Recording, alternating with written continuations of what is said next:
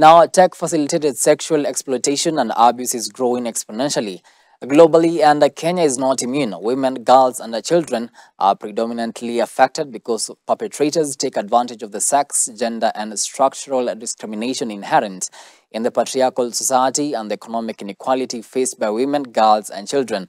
To this effect, lobby group Equality Now, together with other civil society organizations, are now calling on various stakeholders to combat the vice.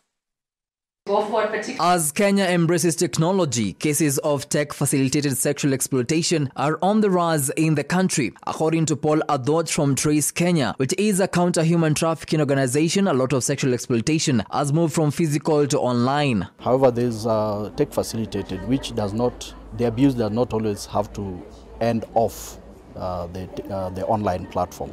For example, exposure of nude persons online, or exposure of children to pornographic materials and that kind of material. So, speaking during a stakeholders meeting convened to assess the implementation of laws relating to tech-facilitated sexual exploitation and abuse in the country, Adot has added that the numbers are highly among teenagers, further urging the government to help protect young adults who are victims as well. Government doesn't seem to consider young people, particularly just above 18 and below, let's say 25, who may be victims of the same. Because once you hit 18, then they consider your actions as consensual.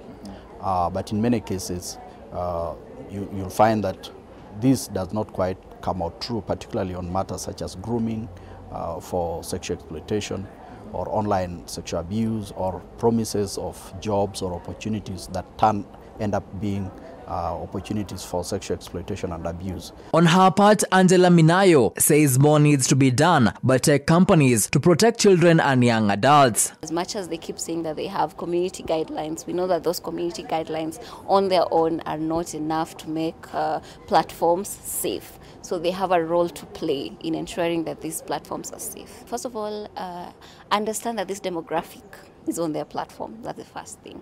The second thing is to ensure their products have enough online safety safeguards.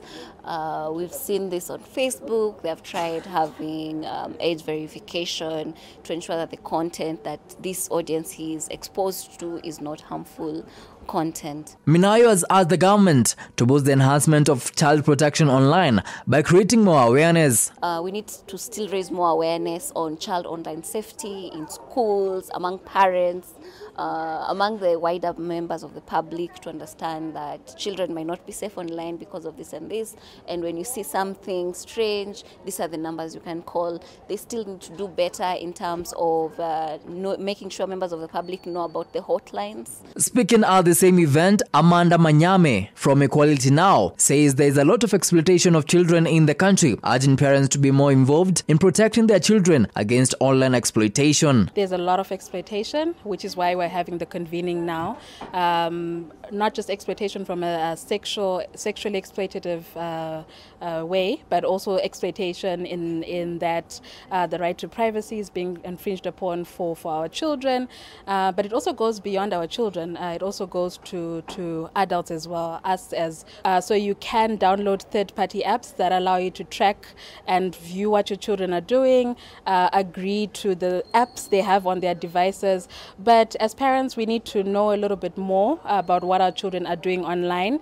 But it's not just on the parents, it is on the government, it is on tech companies as well.